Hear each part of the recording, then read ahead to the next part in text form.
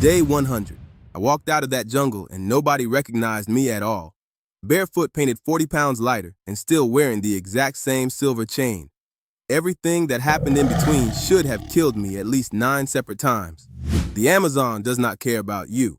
It has never cared about anybody at all. So let me take you all the way back to day 1 when I knew absolutely nothing. Day 1. The plane went down and the trees swallowed the sound of it completely. No signal, no map, no trail, no path. Just green in every single direction. My phone had 8% battery and absolutely nothing on earth to connect to. The first thing that kills people out here is not hunger at all. It is panic.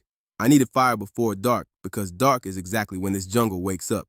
Bow drill, 2 sticks, 1 shoelace, and about 4 straight hours of failing badly. Smoke on the 40th try, then 1 single coal the size of a pinhead. I have never protected anything in my entire life the way I protected that ember. Day 2. Thirst always hits before hunger, and river water will absolutely destroy you. There is a vine out here that holds clean, drinkable water sealed up inside it. Cut it high up first, then low, or the vine sucks all the water back. Half a liter poured straight into my mouth. It tasted exactly like wet wood. Then I made the exact mistake that every single beginner out here always makes. I ate a bright red fruit purely because it looked friendly. It was not friendly.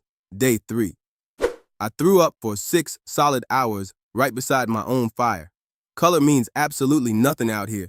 Half the pretty things are trying to end you. I tried honey, missed a bird with a spear that I had made myself. Missed 11 more times. The birds out here have watched amateurs starve before, so I ate palm grubs instead. Fat white ones pulled straight out of a rotten log. They taste like buttery chicken. I am not joking, and I was not proud. Day 5. Sleeping on the ground is how you become part of the food chain. I built a raised platform out of saplings, tough vines, and absolute, pure desperation. Roof went on at a steep angle because rain here does not fall. It attacks. 4 hours later, the sky opened and my new roof leaked in 9 places. Still better than the ground. Everything wants you when you are on the ground. Day 7. I met the bullet ant, and then the bullet ant met my ankle. They call it that because people describe the sting as being shot with a gun. 24 hours of pain. Waves of it. My entire leg shaking uncontrollably. I could not walk. I could not sleep. I just lay there and breathed. 1 ant. A single ant. And it took an entire day of my life. Day 12. I found a paw print in the mud that was bigger than my hand. Jaguars do not go for the throat the way that every other big cat does. They bite directly through the skull instead. That is their entire hunting technique. Pound for pound, they have the strongest bite of any cat alive today. I did not sleep that night. I sat up holding 1 sharpened stick. Day 14. It came down to the water at dusk, and it looked right at me. Black rosettes, gold coat, absolutely silent, and 250 pounds of it. We stared at each other for maybe 9 seconds. Then it just left. It let me live. That is the only reason I am telling you this story. Day 17. The log I stepped onto in the shallows suddenly started moving. Green anaconda. 20 feet of it and thicker around than my entire body.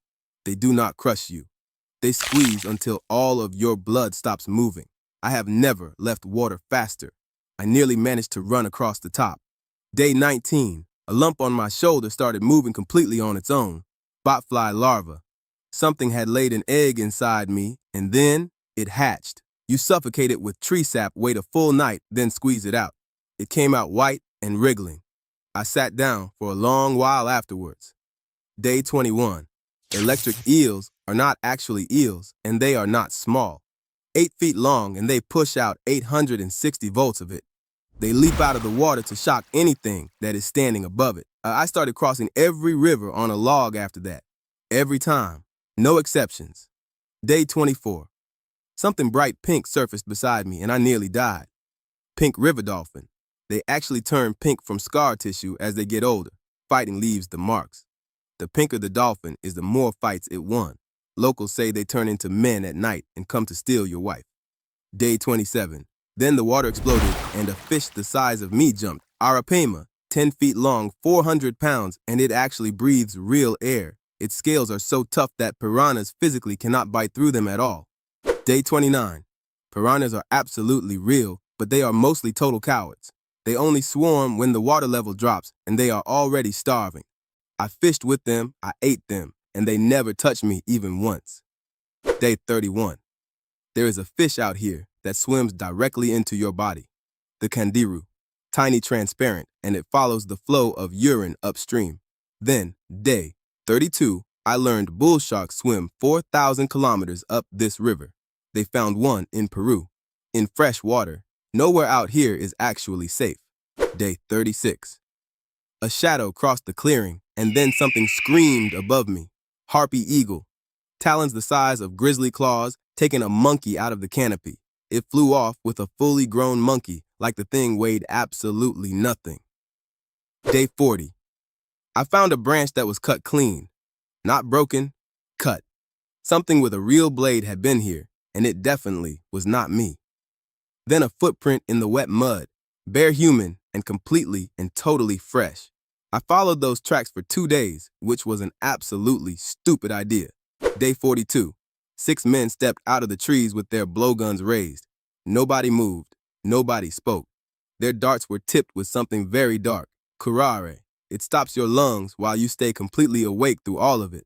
I did the only genuinely smart thing I had managed to do in 6 weeks. I sat down, put my hands out flat, and let them make the decision.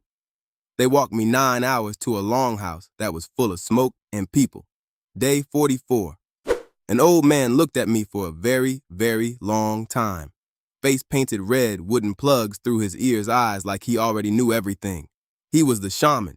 Everybody in that longhouse waited for him to say something. He laughed. Then he handed me a bowl of fish. That was it. Day 48. They started teaching me, mostly by laughing at me constantly. A blowgun is 9 feet long, and it stays accurate out to 40 paces. You do not blow hard. You blow once sharp, straight from the chest. Took me 2 full weeks to hit a fruit. A child did it instantly. Day 52. They burn your arm, then rub frog secretion into the wound. It is called cambo. You vomit for an hour, then feel invincible. Some men here tattoo cat whiskers across their faces. They become the jaguar. Day 56. Then they showed me the glove, and I finally understood. Hundreds of bullet ants woven inside all stingers pointing inward. You wear it 20 times over several years. That is how a boy becomes a man here. Day 60. The shaman pointed straight at me, and then he pointed at the fire. Ayahuasca is 2 plants. On their own, neither one of them does anything. The vine shuts off the enzyme that would otherwise destroy the leaf completely. Somebody worked that out. From 80,000 plant species. Nobody knows exactly how. It boils for 12 hours. It smells like river mud and very old coffee. I drank it. It tasted worse than anything I have ever swallowed before. For 40 minutes, nothing at all.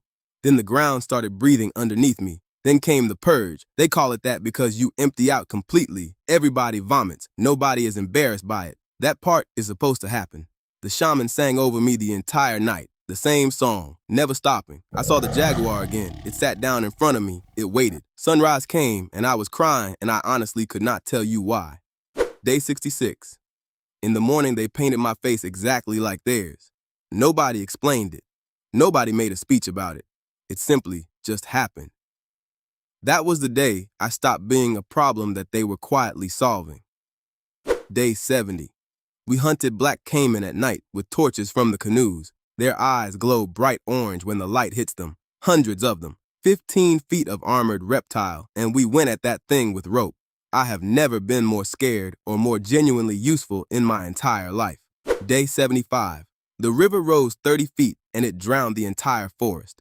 For months, every single year, the fish swim through the tops of the trees. You paddle straight through a canopy. It is the strangest thing I have seen.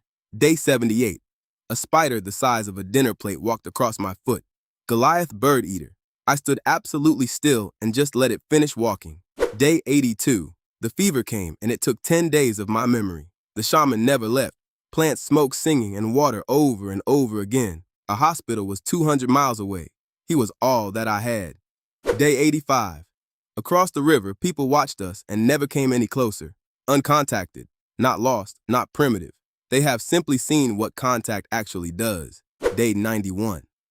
Giant otters surfaced beside the canoe, and they did not run. Sloths carry entire ecosystems in their fur. Moths live their whole lives there. Day 94. I realized that I had completely stopped counting the days. That is when I knew I had to go before I no longer could. Day 96. The whole village came down to the water at first dawn. He gave me a small carved thing and then closed my hand around it. Nobody said goodbye. They do not really even have a word for it. Day 98. 3 days downriver, back past everything that tried to kill me. The Anaconda Water, the eel crossings, the bend where that jaguar once stood. Day 100. I heard an engine, and I genuinely hated the sound of it. I walked out and a man asked me if I needed help. I laughed. I survived 100 days out there. I only really lived the last 40. Subscribe if you want to watch me survive even more dangerous situations, and click on of these videos on the screen.